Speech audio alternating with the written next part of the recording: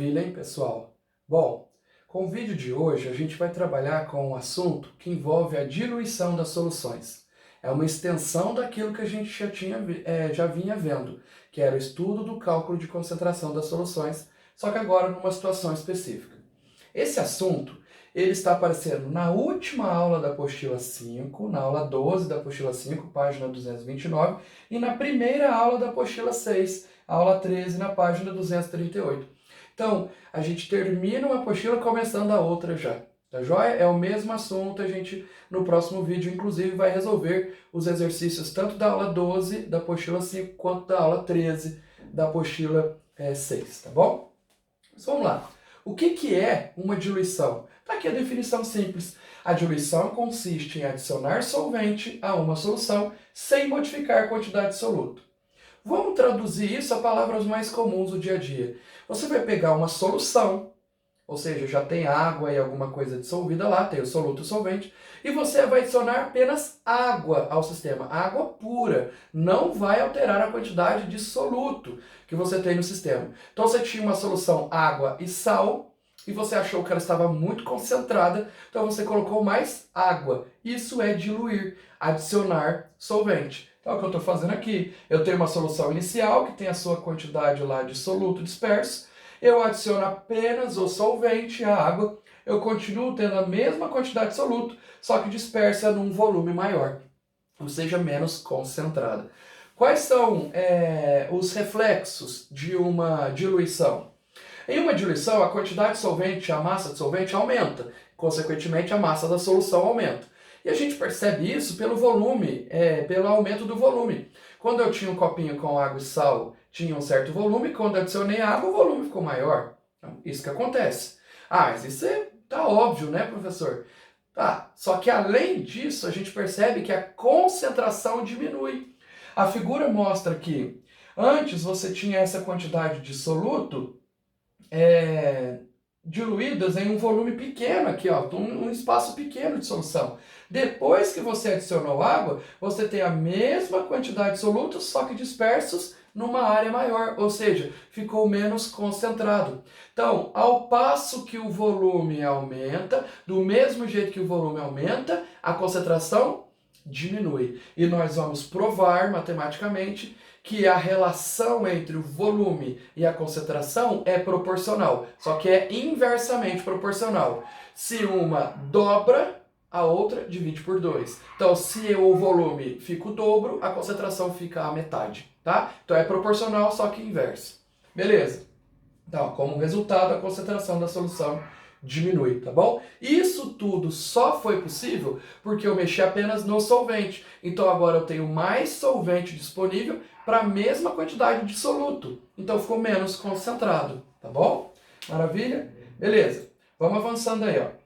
Bom, a diluição é um processo muito comum no dia a dia. A gente faz isso no dia a dia. A gente faz, por exemplo, com produtos de limpeza. Você pega lá um desinfetante, está muito concentrado, você põe um pouquinho de água nele, aí fica mais diluído. Isso é diluição. Você aumentou o volume porque você adicionou água. E ele ficou menos concentrado, ou seja, a concentração dele diminuiu. Tá bom? A gente faz isso, por exemplo, com amaciantes. Alguns amaciantes são tão concentrados que se eu colocar ele direto lá, ele vai marcar muito nas roupas. Então a gente dá uma diluída ali em água, né? Até para economizar mais, então ele fica menos concentrado. O volume aumenta porque você colocou água e ele fica menos concentrado.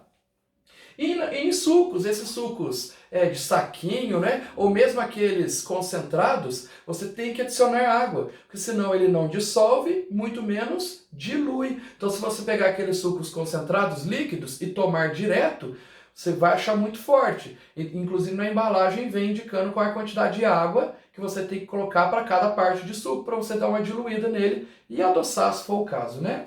Então tá aí, diluição. Então aqui você está dissolvendo, mas você achou que ficou muito concentrado. Ah, tá muito concentrado. Então taca a água e dá uma diluída nele. Aí ficou menos concentrado, né? Tá menos amarelo, mas o volume aumentou em contrapartida. Tá bom? Beleza. Bom, para entender o processo da diluição, a gente tem que entender que existe uma situação antes e depois da adição de água. Então eu tenho duas soluções envolvidas, basicamente. A solução antes da diluição e a solução depois da diluição. Cada uma delas tem a sua concentração. Então eu vou falar que eu tenho a concentração inicial, que é antes da adição de água, e a concentração final, que é depois da adição de água. Se a gente lembrar a formulinha da concentração, se a gente pensar em concentração comum, isso serve para concentração molar, porcentagem, massa, ppm, tudo, tá? Mas fica mais fácil da gente entender com concentração comum. Se a gente lembrar da formulinha da concentração comum, eu tenho que a concentração inicial é a massa do soluto dividido pelo volume inicial.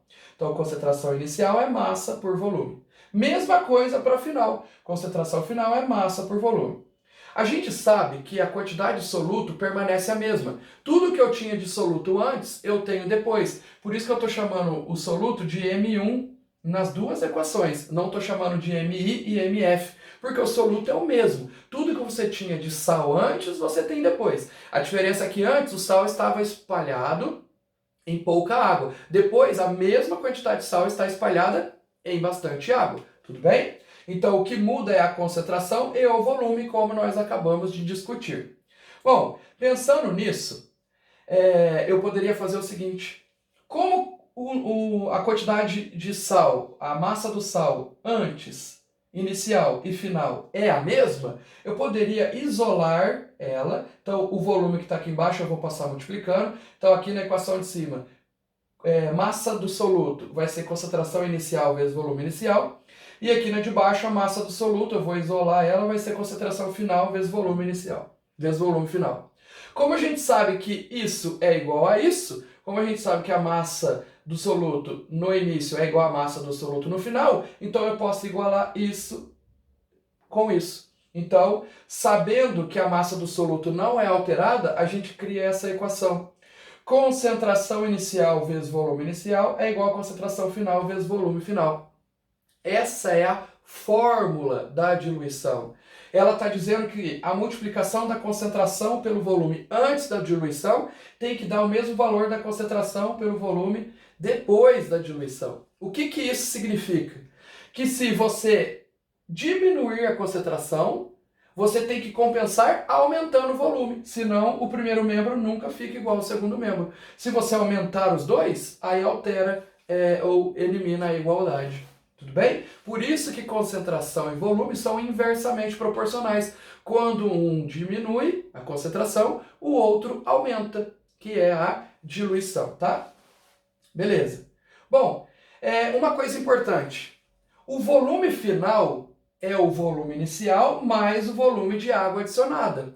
Tem exercício que não dá essas informações logo de cara. Às vezes dá só o volume de água adicionado. Você não coloca o volume de água nessa expressão aqui. Aqui é volume inicial e volume final. Então, não esqueçam de encontrar o volume final pegando o volume inicial e somando com a quantidade de água que você colocou. Tá bom? Ou tem exercício que não quer saber qual é o volume final ou a concentração final da solução. Quer saber, assim, para sair dessa solução e chegar nessa, quanto de água que eu tenho que adicionar no sistema. Então você encontra o volume final, o volume inicial e subtrai um do outro. A diferença do final para o inicial é justamente a quantidade de água que você adicionou. Então, a gente tem que ficar esperto com o que o exercício está querendo. Senão a gente fica naquele robozinho, né? Naquela correção mecânica, tudo fazendo sempre do mesmo jeito. O exercício muda uma coisinha e eu já erro a questão. Então isso não vai acontecer com a gente. Se ele quiser a quantidade de água, vocês têm que ter o volume final, o volume inicial e subtrair um do outro. Tudo bem? Maravilha. Bom, para a gente entender esse raciocínio, nós faremos os exercícios da página 229 da apostila 5 e da página 238 da apostila 6. Mas esses exercícios virão em um outro vídeo, tá bom? Muito obrigado, pessoal!